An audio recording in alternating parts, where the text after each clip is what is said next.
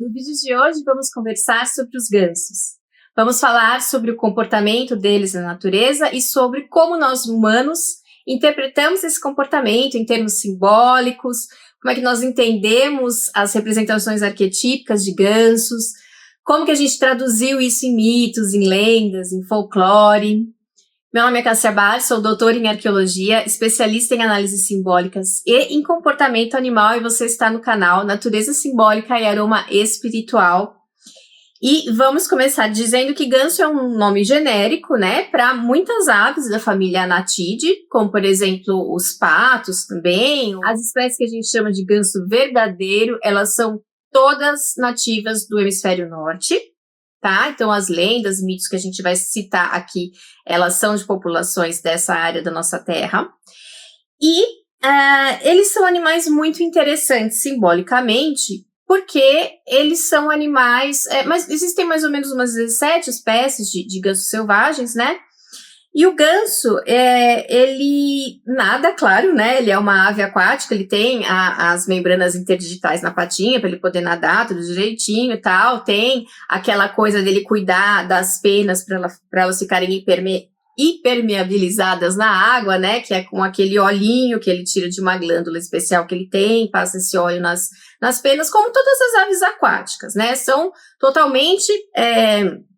adaptados para ficarem na água, se quiserem, mas o interessante dos gansos é que a colocação das pernas desses animais é um pouquinho mais para frente do que a das demais aves aquáticas, né? E o que faz com que eles gostem muito de andar, eles gostam muito de ficar na terra. Então, são animais migratórios que voam muito e por muitos quilômetros, como a gente já vai falar aqui. São animais que ficam perto, né, de áreas de pântanos, de lagos, que gostam de ficar na água, se alimentar ali de alguns peixes, alguns crustáceos na água, mas que gostam também muito de se alimentar na terra. Eles andam bastante na terra e ficam ali pegando uns grãozinhos também, qualquer coisa que esteja disponível. Em locais, por exemplo, como parques nos Estados Unidos, no Canadá, esses gansos selvagens às vezes param nessas áreas urbanas, nesses parques, para ficar lá pegando alguma coisinha que as pessoas que estão frequentando deixam por lá, cai um pãozinho, alguma coisa, eles também estão já acostumados com isso. Então, veja, é um animal que vai estar ligado ao elemento terra, ao elemento água, ao elemento ar e também ao elemento fogo, porque é um animal diurno. E a gente já vai ver lá no final, mais pro final desse vídeo, que ele é ligado ao deus Sol, por exemplo, no Egito, né? Então, tem toda essa parte de tá muito conectado com os 4 elementos. E além de estar muito conectado com os 4 elementos, o que faz dele uma representação arquetípica muito interessante, porque é uma representação arquetípica bem completa, né?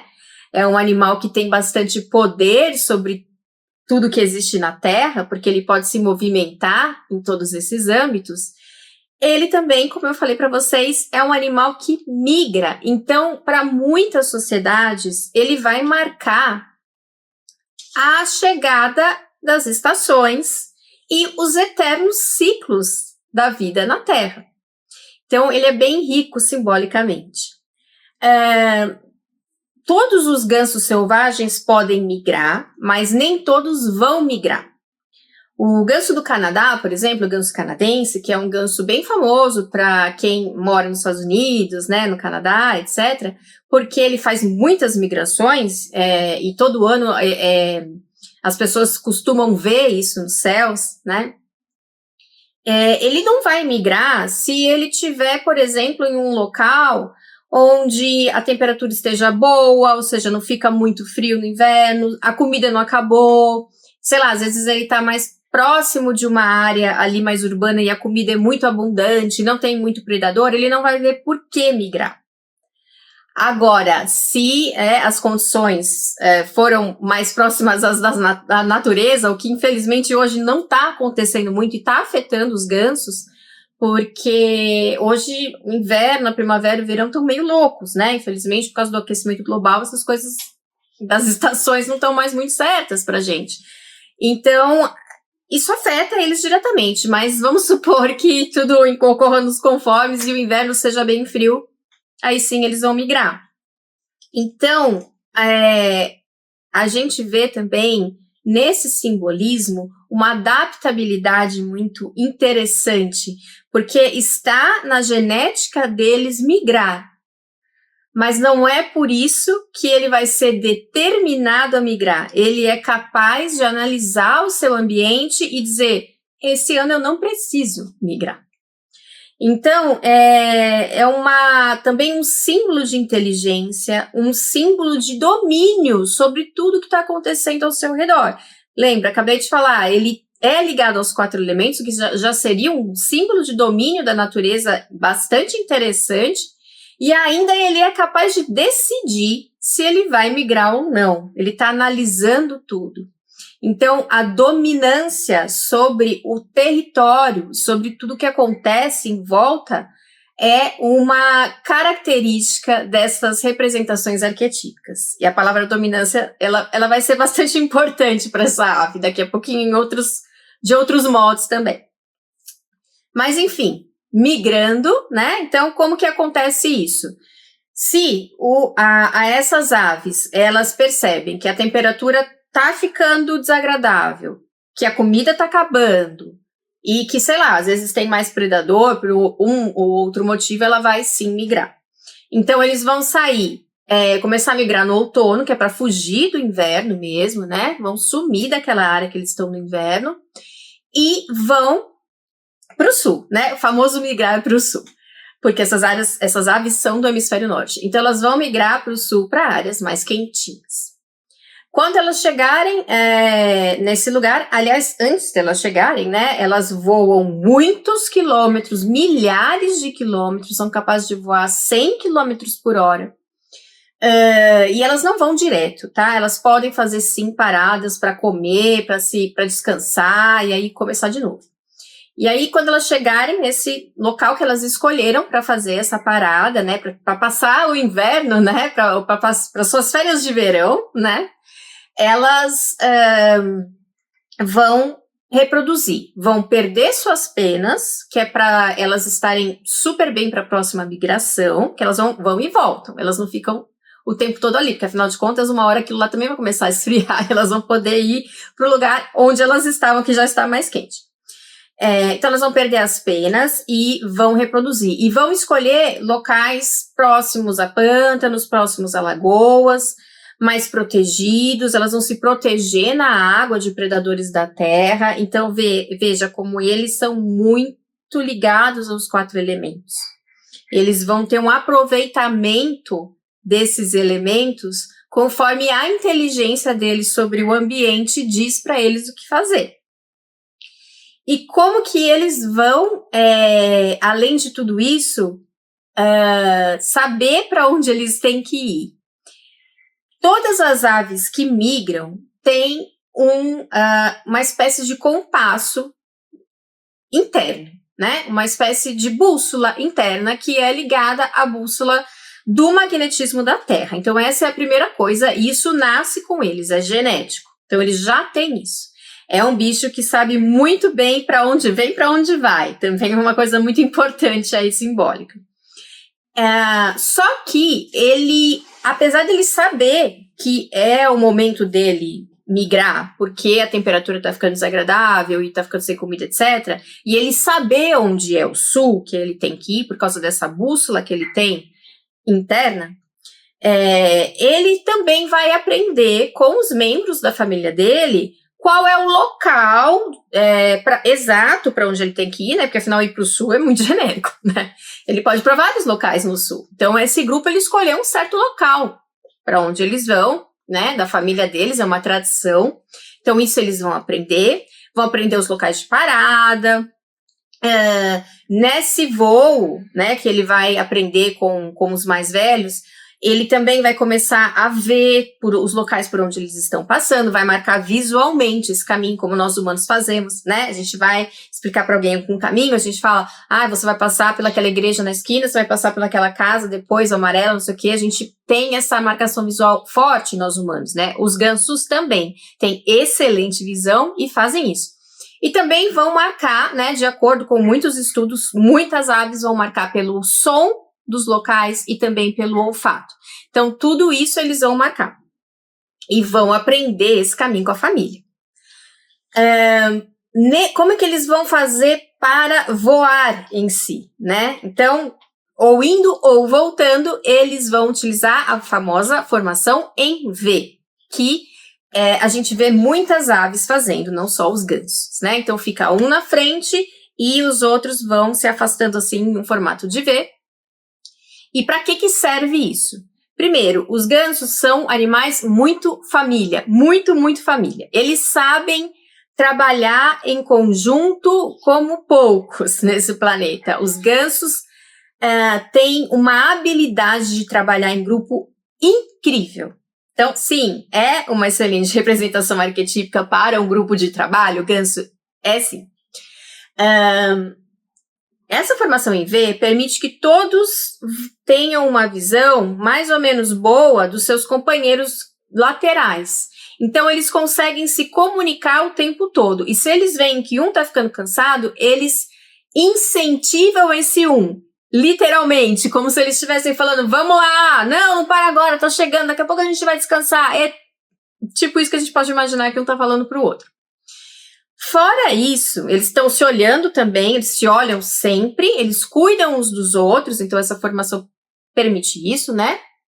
Só que o que acontece?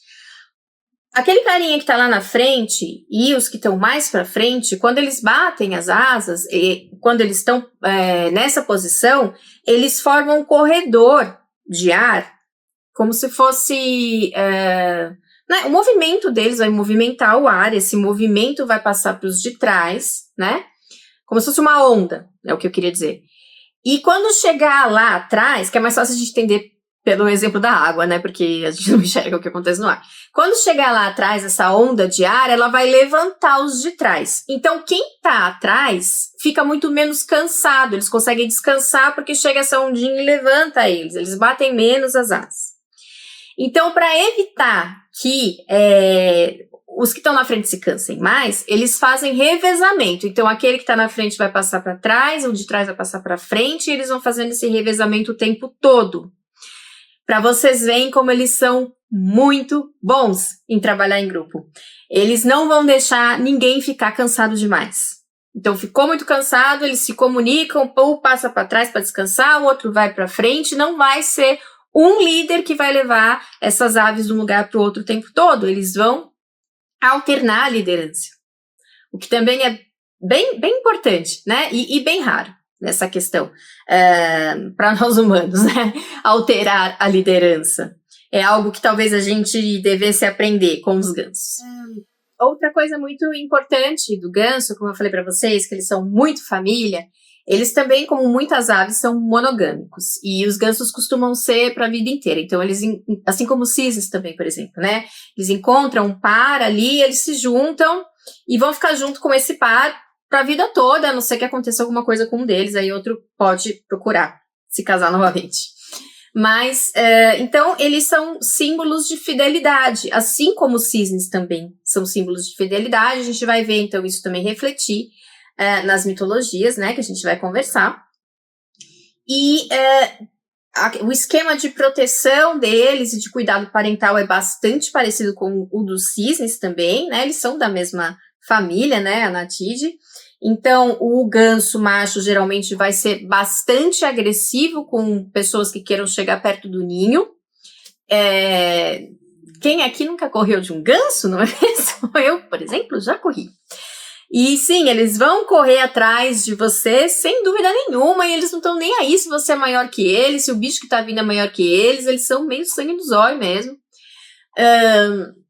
Há tanto que, né, a gente sabe que muitas pessoas criam gansos, não só porque eles são muito fiéis, eles são fiéis, as pessoas que criam gansos costumam dizer que eles são tão fiéis quanto cães, o que faz todo sentido, porque eles são muito fiéis ao par, né, ao casal que eles formam e à família deles. Então, se ele te considera um membro da família, ele vai ser muito fiel a você e vai defender seu território, vai botar pra correr quem entrar lá, sim. E E muitas pessoas têm como pet exatamente por causa disso, né? Que dizem que, inclusive, é muito melhor do que um cão pra avisar que alguém tá chegando e etc. Se é melhor ou não, com certeza ele é bom nisso. Então, ele vai criar junto com a fêmea os filhotinhos, né? Eles vão fazer aí os cuidados parentais juntos.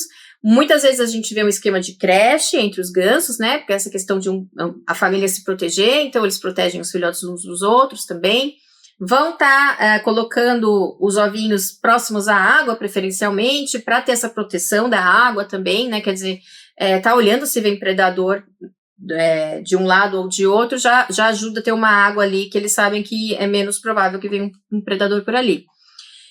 Geralmente é a fêmea que vai fazer, né, vai chocar, vai ficar lá no ninho, mas já existem alguns estudos mostrando que em alguns casos o macho também pode fazer isso, embora não seja tão comum, né? Mas então, além dessa questão então de muita dominância do ambiente que eles têm, eles são muito dominantes em relação aos seus e ao território onde está sua família. Então, não é aquele animal que vai defender o seu território solitariamente, como, por exemplo, um tigre, né? Ele vai defender o território da família. E se você tiver o azar de estar passeando ali, sim, ele vai te encarar. E é melhor que você não encare ele, porque isso vai ser mais um motivo dele sair correndo atrás de você, e ele fará isso sem dúvida nenhuma e sem pestanejar, certo? E bica, tá? E o bicho é sangue nos olhos, ele é dominante e ele é bem agressivo, principalmente se estiver com filhotinhos. Então, essa dominância, essa agressividade tá totalmente ligada a esse símbolo. Ele vai ser muito parecido com a questão do cisne, porque a gente tem de um lado o amor conjugal como um dos seus símbolos, né? O amor familiar, o cuidado, o carinho, e do outro lado a gente tem um animal bem dominante, bem agressivo, que vai defender essa família de qualquer jeito. Então, a gente falou aqui dos 4 elementos como importantes para essa ave, mas a gente pode falar também que essa ave tem uma questão yin e yang, uma questão ativo-receptivo, muito também evidente. Ele é um símbolo bem completo, né? Então, ele vai ser tanto a receptividade, o amor, a suavidade, o cuidado, a criatividade, a fertilidade, quanto um símbolo para a agressividade, para a guerra, para defesa, né? Então, é um animal muito, muito interessante mesmo. A gente pode ver ele expressando várias coisas diferentes para as sociedades que a gente vai conversar daqui a pouquinho. E falando um pouquinho sobre a domesticação, de fato, uma das características que mais levou a gente a querer domesticar esse animal foi justamente o fato deles serem muito família, deles serem muito fiéis à sua família, e quando eles identificam a gente como membro da família deles, eles ficam muito fiéis a nós. Então, isso facilita muito essa domesticação, né? E uma das razões também ligadas a isso é justamente o fato dele dar alarme, né? Então, ele foi por muitos exércitos, inclusive durante a nossa história, inclusive em histórias bem recentes, né? Eu acho que vocês lembram do todo o problema que aconteceu em 2020, né? Que o YouTube não gosta que fale esse nome aqui, né? Mas todo mundo ficou em casa, né? Então, nesse período que todo mundo ficou em casa, o exército da China utilizou gansos em adição aos cães para patrulhar, por exemplo, áreas de sua fronteira com o Vietnã, porque eles são muito exageradamente gritões, né? O ganso grita bastante, justamente por causa disso, porque ele protege muito os seus. Então, se ele vê alguém estranho, ele vai gritar mesmo, ele vai avisar todo mundo que tá chegando alguém ali, para todo mundo ficar alerta para não acontecer nada com a família dele. Então, eles, até hoje, né, a gente vê os gansos sendo utilizados para isso. Fora isso, claro que foi utilizado como alimento, as plumas dos gansos foram utilizadas para fazer travesseiros e coisas assim, ainda são, né? Então, tem tudo isso. Outro motivo para a domesticação é que os gansos eles são bastante resistentes a doenças que outras aves não são. Então, isso facilita também bastante nessa questão da domesticação. A domesticação em si, a arqueologia ainda não bateu uma data, né, mais firme sobre quando começou. Existem indícios, mais ou menos de 3.000 anos, ali na região do Egito, no Mediterrâneo, na Grécia, no Crescente Fértil, mas uma coisa é você ter acesso a imagens de pessoas com gansos ou a ossadas de gansos dessa época, e outra coisa é você falar que esses animais estavam domesticados. Porque para um animal ser domesticado, não basta o humano estar domando ele, né? Colocando ele num cercadinho. Ele precisa estar acostumado com a nossa... com a convivência com a gente, ele precisa ter passado por algumas modificações genéticas que a gente considera importantes para a domesticação. Então, uma coisa mais certa mesmo, uma data mais robusta que a gente tem, é no Egito, no Novo Império, mais ou menos em 1500 a.C., que a gente sabe realmente que gansos eram criados ali em templos para o deus Amun. E que eles já estavam, sim, domesticados. E o que é um ganso estar domesticado? Porque se você olhar um ganso selvagem, né? Aliás, as raças de gansos que a gente tem hoje, domesticados, que são mais ou menos umas 60 raças, elas vêm só de 2 gansos selvagens, que é o ganso bravo, e eu esqueci o outro, vou olhar rapidinho aqui. Peraí, gente, calma. Eu esqueci o nome. É muita coisa. Que é o ganso bravo e o ganso africano. Então, eles vieram desses 2 gansos. E aí, qual que é a diferença? Se você vê esses gansos mais selvagens, eles são mais magrinhos, eles são tipo mais compridinhos, assim, na horizontal. E o ganso domesticado, ele é mais gordinho, ele costuma ser mais na vertical, assim. O fato dos gansos já naturalmente escolherem não migrar se o local que eles estão tá bom, fez a domesticação ser mais fácil, porque se você tá dando alimento para aqueles bichos ali, tá mantendo eles num ambiente que eles curtem, eles não vão ver por que migrar. E aí, com o tempo, eles começaram a ficar mais gordinhos, né? E sendo mais gordinhos, essa migração fica difícil de ser feita. Então, eles têm algumas modificações nos órgãos internos, tem algumas modificações comportamentais que são ligadas principalmente a essa questão da migração. E é isso que faz a gente saber quando um ganso foi domesticado, realmente, né? Então, ele vai aparecer nesses contextos do Egito, da Grécia, em Roma. Com os romanos, eles utilizaram bastante, a gente sabe, os gansos nessa questão de alarme, né? Eles gostavam dessa questão do ganso ser... É claro que os romanos gostavam, né? Tem um povo mais bélico que romano, é difícil, né? Então, eles amam, né? Quando o bicho é dominante, quando o bicho dá alarde, quando o bicho defende, eles adoravam. Então, eles tinham também. E antes de entrar, então, nos mitos e lendas, eu vou contar uma novidade para vocês, que é o novo curso que eu lancei, que é a Jornada dos Animais de Poder. Gente, que eu fiz com muito carinho e que tá muito legal. Então, vão ser 8 etapas desse curso. Cada etapa vai durar no mínimo uma semana para você fazer ali os exercícios, as meditações, entender sobre aquele animal. É uma jornada de autoconhecimento, é uma jornada de empoderamento. É um momento que você tira para você se cuidar, para você entrar em contato com conteúdos do seu inconsciente e mudar comportamentos que não são legais mais na sua vida. E com isso a gente vai ter ferramentas como aromaterapia, alquimia na visão da psicologia analítica, na visão de Jung, a da Jornada do Herói, que é a Jornada dos Animais de Poder, ela foi, assim, livremente inspirada na Jornada do Herói também, do simbolismo dos animais de poder, do trabalho com essas representações arquetípicas, o que isso nos traz, né, em termos de que você está trabalhando com uma imagem de um animal, é um símbolo que está no nosso inconsciente coletivo, que é tudo que eu falo aqui para vocês nesses vídeos, só que nessa jornada ele vai ser totalmente voltado para você resolver suas questões que você tem naquele momento. Por exemplo, se você tem alguma frustração na sua vida naquele momento e você não está conseguindo mudar o seu comportamento, o seu pensamento,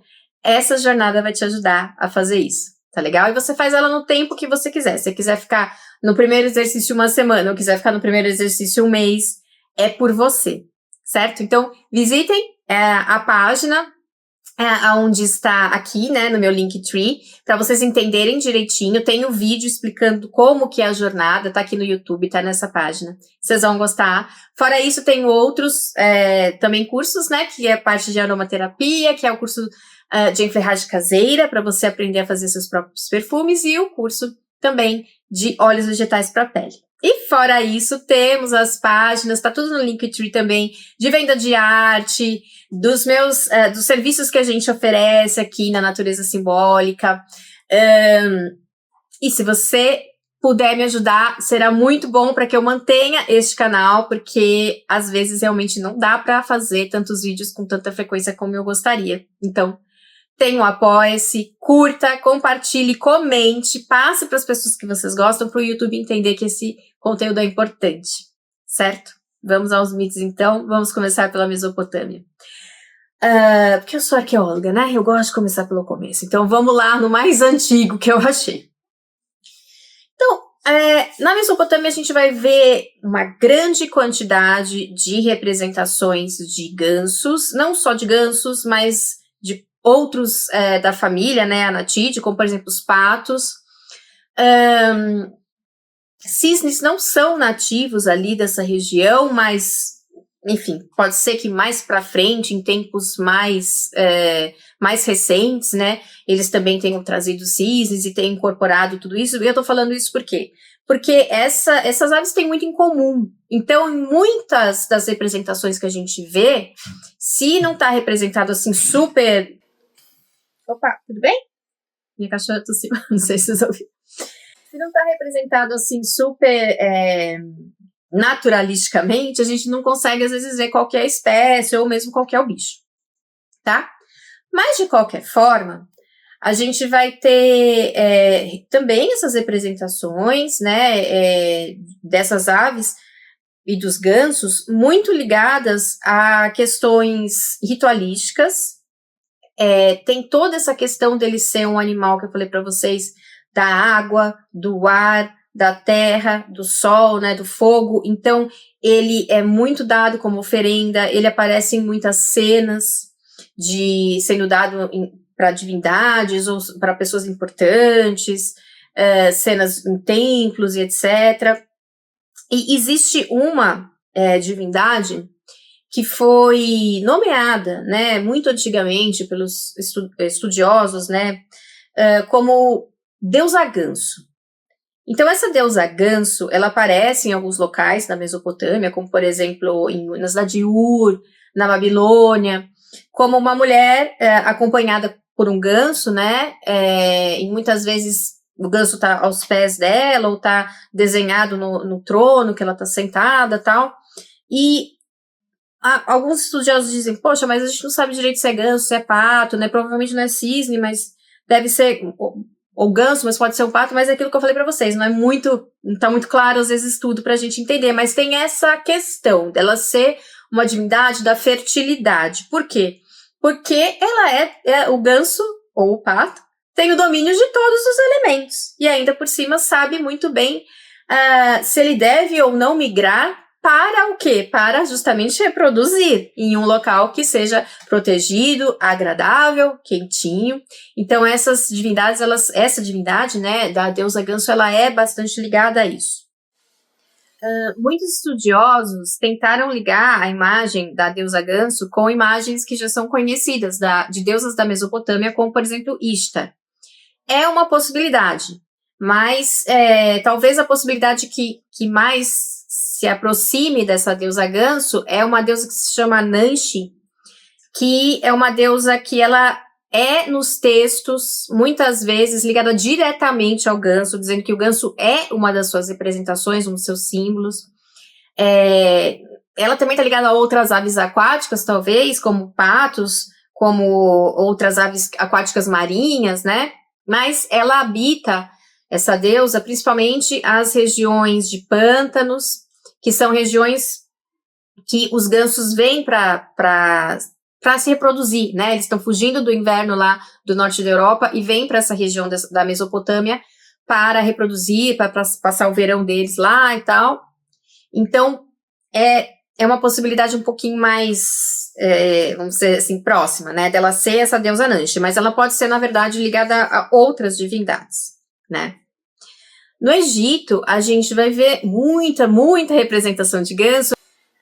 Então, como eu disse para vocês, a domesticação possivelmente teria ocorrido ali mais ou menos em 1500 a.C., em uma época que se chama Novo Império, no Egito, que é uma época no qual o deus Amon, ou Amun, ficou bastante proeminente. O que quer dizer isso? O deus Amon, que era um deus que já existia, né, desde sempre, ele foi, vamos dizer assim, elevado a uma posição de que ele seria o criador de todo o universo, porque os egípcios têm muitos mitos de criação, cada cidade tem um mito de criação, certo? É uma cosmogonia, isso vai ser mantido, só que quando um faraó está no poder e ele é mais ligado a uma dessas cosmologias, a um desses deuses, né? Vamos dizer, ele é mais devoto, a família dele é mais devota de um deus, normalmente ele vai ser deus, e foi o que aconteceu com Amon. E aí acabou ligando a imagem de Amon à imagem dos deuses Ra ou Re. Então, em uma amálgama surgiu um deus que se chamava Amon-Ra ou Amon-Re, que era esse deus proeminente que teria criado tudo. E como que ele teria criado tudo? Alguns dizem que ele seria um ganso, o próprio ganso, que colocou um ovo cósmico e desse ovo cósmico saiu tudo. Então, um dos epítetos de Amon, ou seja, dos nomes pelo qual Amon era chamado nessa época, era o grande grasnador, ou seja, o grande ganso, né, que grasna, a gente sabe que eles falam pra caramba, e que teria colocado esse ovo cósmico onde todos os deuses teriam nascido, tudo teria nascido. Eu falei, como eu disse, o ganso é um animal que tem poder simbólico sobre os 4 elementos. Então, nesse caso, a gente está vendo um animal que tem poder sobre as forças universais, dando origem ao universo. E é justamente nessa época que vem essa questão da gente entender que foi domesticado mesmo, porque os templos para Amon eram cheios de gansos, porque o ganso era ligado a ele, né?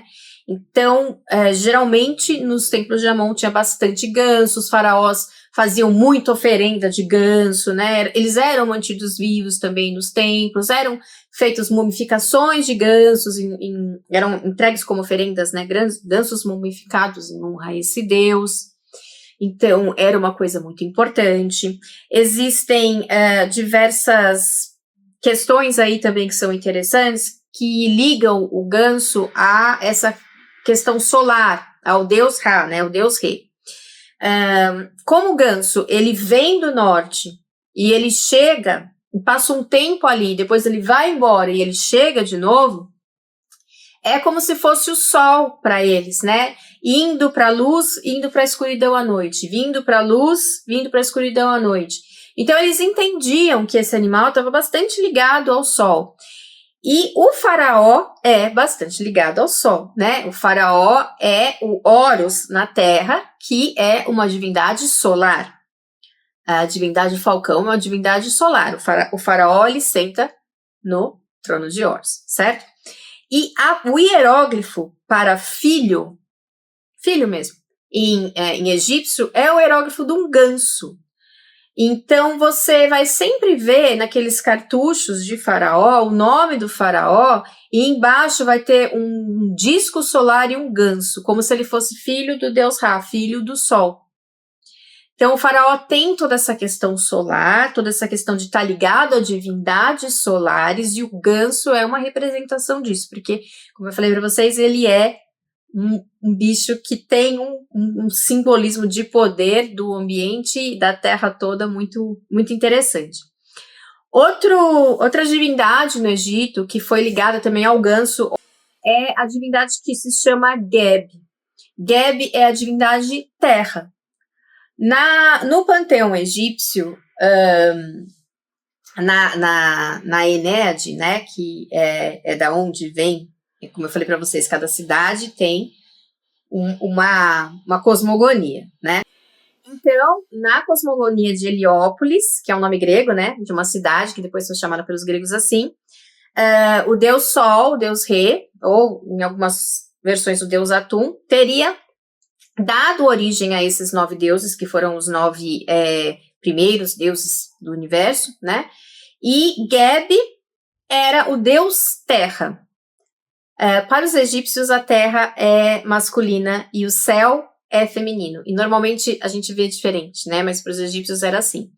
Então, Geb ficava deitado sobre o céu, que é Nut, né? Que é sua esposa, e eles juntos tudo criavam, né? A terra fertilizava os céus, que chovia, a terra fertilizava as plantas, enfim. Esse casal criava tudo. E é interessante, já desde o início, que o ganso seja um dos símbolos de Geb. Porque, como eu falei para vocês, o ganso, ele tem características, tanto yin quanto yang, muito proeminentes. A gente não consegue falar que o ganso é um ser todo receptivo, todo amoroso, todo querido, todo protetor, sem falar que ele também é todo agressivo, todo ele grita, ele é bélico, ele é as duas coisas junto. E se a gente for pensar na Terra como uma entidade masculina, fica um pouco complicado, né? Porque a Terra tá a Terra tá ficando grávida das coisas e as coisas estão nascendo nela, que seria algo mais feminino, só que é uma entidade masculina. Então, entender Geb e Nut é entender que eles achavam que a Terra era mais masculina, que Nut era mais feminino, que o céu era mais feminino, mas não dá pra gente separar tanto assim. Assim como o ganso não dá pra gente separar tanto assim. Então é interessante que ele seja que ele tenha esse animal, né, como representação também. Bem, na Grécia, a gente vai ter algumas divindades ligadas ao ganso, notadamente divindades femininas.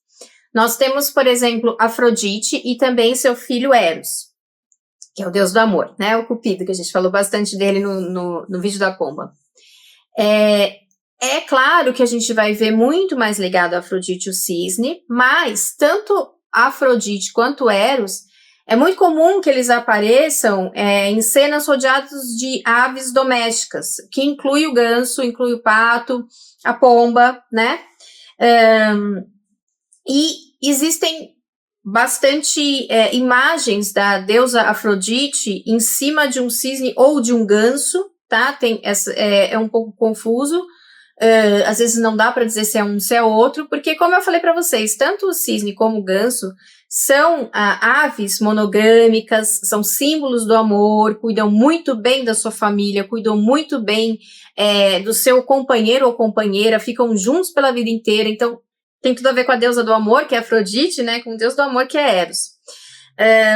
Existe também uma divindade que se chama Harpócrates, que eu também já falei em algum dos vídeos aqui, mas eu não lembro qual, que é uma divindade que quando os gregos eles invadiram o Egito e começaram a dominar o Egito, na época de Alexandre o Grande, por exemplo, eles fizeram um sincretismo entre uma imagem do Horus criança, que era o deus Sol nascido, né? Acabei de falar para vocês que Horus é uma representação solar, e que era representado no Egito por uma criancinha com o dedinho na boca, assim, representando mesmo aquele momento que o Sol nasce, né? Que ele seria um bebezinho saindo de Nut, sua mãe no céu.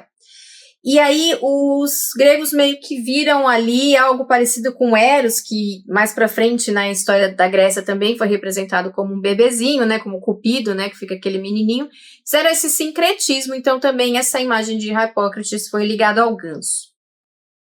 A gente tem alguns indícios aí de que gansos eram dados como oferendas para outras deusas, mas eu achei que o que eu encontrei, pelo menos, de informação confiável, né, em textos de estudo científico mesmo, não foi tão robusto para mim, para eu falar, por exemplo, que o ganso é ligado a Hécate ou é ligado a Diana. Existem muito poucos indícios disso, então acho que não é muito, sei lá, não me parece algo muito certo para a gente já dizer alguma coisa assim, né? Independente disso, tem uma ligação muito importante do ganso na Grécia com uma personagem que se chama Penélope. Então, Penélope é uma personagem da Odisseia de Homero que nada mais é do que a mulher, né, de Homero, que estava esperando o homem voltar, e o homem não voltava, né? Ele foi para a guerra de Troia, fez tudo o que tinha que fazer, e na hora de voltar para casa, milhões de coisas aconteceram, e anos, aquele homem no mar, perdido no mar, lutando contra monstro, lutando contra bruxa, casando com bruxa, descasando com bruxa, tendo filho com outro, e não sei mais o que, e ciclope, e nada de voltar para casa.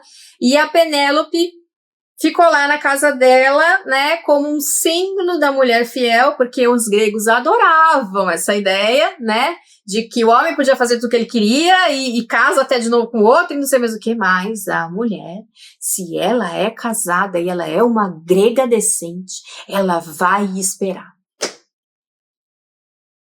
Enfim. A coitada ficou então lá com esse papelzinho ridículo e ficou esperando o sem vergonha do Homero aparecer, né? E nesse meio de tudo isso que estava acontecendo, a Penélope teve um sonho e ela sonhou que os gansos que ela criava, que ela tinha uma criação de gansos lá no palácio, eram muitos gansos, que eles foram atacados por uma águia e a águia destruiu esses gansos. E isso é contado por Homero, né, na Odisseia, que ela teve esse sonho. E os estudiosos, eles interpretam isso de algumas formas, né? Por que né, Homero escolheu dizer que em dado momento ela teve esse sonho específico.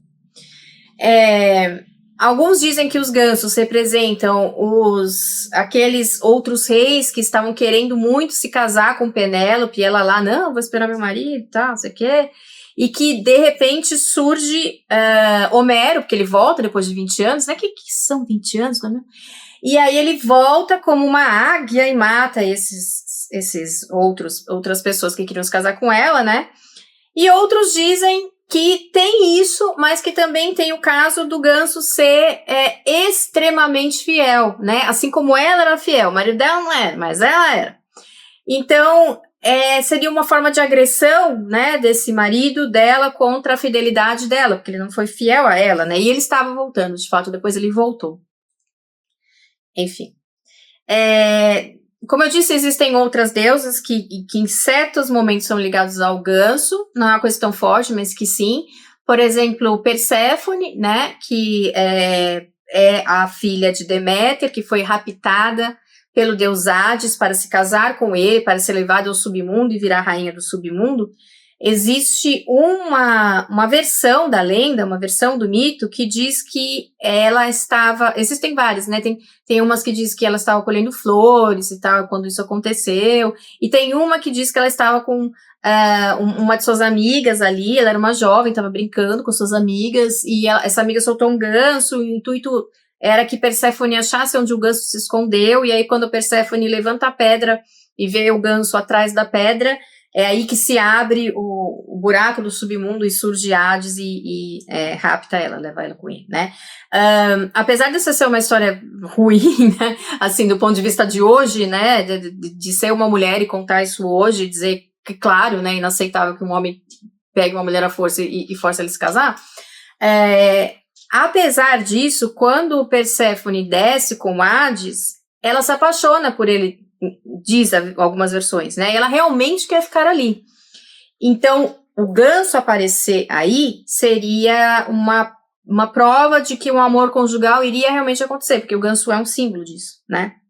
Enfim, gregos, a gente tem que ter paciência, tá? Porque sim, eles são bem misóginos, bem machistas, a gente tem que ter uma paciência quando a gente conta esses mitos. E outra também questão que aparece em um ganso é na questão de Nêmesis. A deusa Nêmesis é a deusa que é a deusa da justiça divina. É como se fosse o Ogum, para quem entende aí de Umbanda, Candomblé, é como se fosse o Ogum dos gregos, no sentido de que ela vai aplicar... O Ogum não, desculpa, o Xangô, no sentido que ela vai aplicar a justiça divina, né, que o Xangô tem um machado que corta para os dois lados, né? Então, a justiça é justiça, não interessa. Ela vai aplicar a justiça divina nas pessoas. Então, no começo ali da história, dos mitos gregos, ela era simplesmente aquela que ia trazer a justiça divina, sendo ela boa ou sendo ela má, para a pessoa que ia receber aquela justiça, assim como Xangô. Só que depois, com o tempo, o nome dela começou a ficar muito ligado a só a desgraça, sabe? Tipo, a justiça divina, mas a desgraça que ela vai trazer para cima de você. Tanto que Nêmesis, né? É um nome que para nós hoje é entendido como aquele que é o nosso inimigo, o nosso contrário e tal. Então ficou uma coisa mais assim, mais terrível. Mas enfim, conta-se em um dos mitos, né? Existe um mito que se chama a Leda e o Cisne, que eu contei para vocês no vídeo do Cisne, que é um mito que diz que Zeus se apaixonou por Leda e ele se transformou em um cisne. Leda se apaixonou pelo cisne e assim ele conseguiu ficar com ela. E outra versão diz que ele não se apaixonou por Leda, que ele se apaixonou por Nêmesis, e Nêmesis não queria nada com ele. E para fugir dele, Nêmesis se transformou em um ganso, e ele se transformou em um cisne, ele ficou com Nêmesis em forma de cisne, e aí a Leda depois pegou esse ovo, porque ela tem um filho com Zeus, né, e ela pegou esse ovo e tal, e aí esse ovo que virou filho. Enfim, mais um daqueles mitos onde os homens fazem o que querem, né, com as mulheres mesmo que elas sendo deusas, gregos. Enfim. Em Roma tem muito essa questão do ganso ser esse animal que vai defender o território, como eu falei para vocês, né? Existe uma lenda que é muito conhecida, que se chama os gansos do Capitólio. Inclusive, essa expressão, os gansos do Capitólio, ela é utilizada por muitos escritores atuais para falar sobre momentos que a democracia está sendo ameaçada, que é um tema muito atual para nós, né? Então, os gansos do Capitólio seriam aqueles que defendem a democracia, que defendem o que é bom contra os invasores. E da onde veio, né? Isso aí. Então, em um certo momento, numa certa época, Roma foi atacada pelos gauleses. E nesse ataque, eles sabiam que eles estavam sendo atacados, né? A coisa estava rolando ali e tal, né? Um conflito e tal. Em um dado momento, os romanos foram para o Capitólio, né? Que era um templo de Juno, portanto, ele estava cheio de gansos. Já vou falar sobre isso. E aí, à noite, estes gauleses tentaram invadir esse templo para acabar com a guerra, ganharem de uma vez, só que os gansos gritaram, porque eles viram, né, muito antes que eles estavam chegando, e aí isso deu tempo para os soldados romanos irem lá e resolverem o assunto, né? Por que eu falei de Juno? Juno é uma deusa romana que foi depois associada a Hera, né? Hera, deusa grega, mulher de Zeus. Juno foi associada a Hera depois, né? Mas é uma deusa bem antiga dos romanos, é uma deusa muito mais independente do que Hera, né? Porque Hera, ela tem esse papel que eu falei para vocês que Zeus trai ela com tudo quanto é mulher e Deus e não sei o que, e ela tá sempre lá e brava, em vez de ela ficar brava com ele, ela fica brava com as outras mulheres, enfim, é uma coisa bem misógina, bem machista mesmo. Já a Juno não era tão assim, ela era uma deusa da fertilidade, uma deusa dos campos, uma deusa muito importante. Então Juno era também, além da fertilidade, a deusa do lar, a deusa do amor, do casamento, por isso que ela foi unida a Hera depois. E por isso que a imagem dela é um ganso, né? Porque é o amor conjugal, é aquele casal que nunca se separa, é a família, né? O animal de Hera era o pavão, né? Se vocês já viram o vídeo do pavão, vocês sabem, mas o animal de Juno era o ganso. E outro deus que mais tarde foi ligado ao ganso também, em Roma, quando Roma invadiu a Grã-Bretanha, a imagem de... Eles criaram uma grande muralha chamada Muralha de Adriano, né? E, claro, essa muralha era defensiva contra os habitantes dali, né? Contra os grupos celtas, etc. Só que houve um sincretismo entre imagens e deuses celtas e o deus Marte, que é o deus da guerra para os romanos. Então, criou-se uma entidade que se chama Marte Tixus, e que era representado acompanhado de um ganso e acompanhado de um grupo de 4 deusas celtas, que são as Alisane. E, claro, nessa questão defensiva, nesse simbolismo da guerra e tudo mais, né, o ganso é um excelente guerreiro defensor, né? Ele defende bem os seus. Então, bem naturalmente, eu acho que isso deve ter ocorrido ali. Não deve ter sido difícil fazer esse sincretismo, né, de Marte com o ganso ali nessa região. Ainda nesse mundo clássico greco-romano, vamos citar uma fábula de Esopo, né, o grego Esopo, que é a fábula da gança dos ovos de ouro.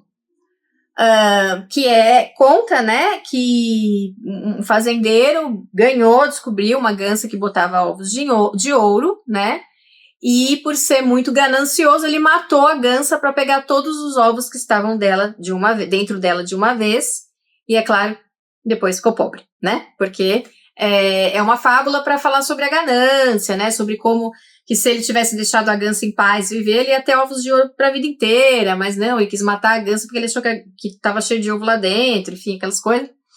Mas, enfim, mais uma vez o ganso ligado ao ovo de ouro, né, que é um ovo solar, que é um ovo da prosperidade. A gente já viu que no Egito o ganso era ligado a divindades solares, que ele colocou o primeiro ovo cósmico, que dali nasceu o Sol, nasceu tudo que existe no universo. Bem, agora vamos falar sobre a história favorita sobre gansos, minha, que é a história da época medieval, porque, sim, isso aconteceu, tá? Tem bastante coisa escrita sobre isso, e como tudo que vem da época medieval, é quase impossível de acreditar que as pessoas acreditavam numa coisa dessa, mas, sim. Existe um molusco, uma espécie de uma craca, que em português se chama Percebes.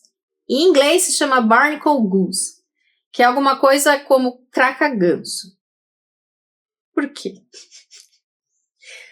Porque se espalhou na época medieval, principalmente nas áreas mais frias da Europa,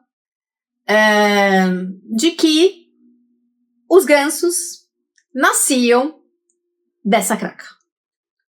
E pasmem, não só isso. De que as madeiras que eram encontradas boiando no mar com essas cracas, tinham, na verdade, vindo de uma árvore, que era árvore de ganso. A árvore crescia, essas cracas apareciam tipo umas frutas, essas cracas caíam no mar e viravam gansos totalmente adultos. Não temos palavras, mas sim. E por que isso começou a acontecer? Bem, os gansos apareciam em muitas regiões da Europa adultos sempre, porque eles migram. Então eles migravam, tinham os filhotes cresciam um pouquinho e voltavam para lá. Então muita gente nunca via eles nascerem, eles bebês, nunca viu uma gança botar um ovo, os gansos selvagens, né? Os gansos selvagens estavam sempre adultos, os gansos selvagens sempre surgiam, né? E nos bestiários, né, e que são aqueles livros, né, da época medieval, que eram destinados a estudar a natureza, começou-se a escrever isso, que na verdade eles vinham da onde surgiu essa ideia. Eu acho que no fundo ninguém sabe quem foi o primeiro brilhante que escreveu isso. Mas, enfim, fez-se uma associação aí de alguém que provavelmente viu que tinha isso perto de ganso, e sei lá eu da onde que tirou essa ideia, e começou a ser uma coisa que, gente, pasmem, até o século XVI, XVII, XVIII, que na verdade só parou de falar essa besteira de verdade mesmo quando Darwin e Linneu estabeleceram que aquilo não era possível. E é verdade isso, é sério, porque até então essa lenda continuou, e não só era uma lenda, como foi objeto de muitas disputas intelectuais. Inclusive, mais ou menos ali em 1000 e pouco, o imperador romano Frederico Segundo 1194, 1250, foi quando ele viveu, ele era um ornitólogo e ele achava essa história muito esquisita. E ele foi lá e ele mandou que pegassem um monte de madeira com essas cracas, com esses percebes aí, né?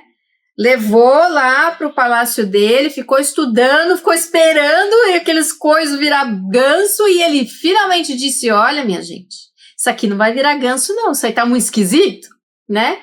Mas muita gente também dizia, não, eu fui lá e escrevi, é porque eu vi o ganso, isso aí virando ganso, eu presenciei um ganso, um percebe virando um ganso e não sei o quê.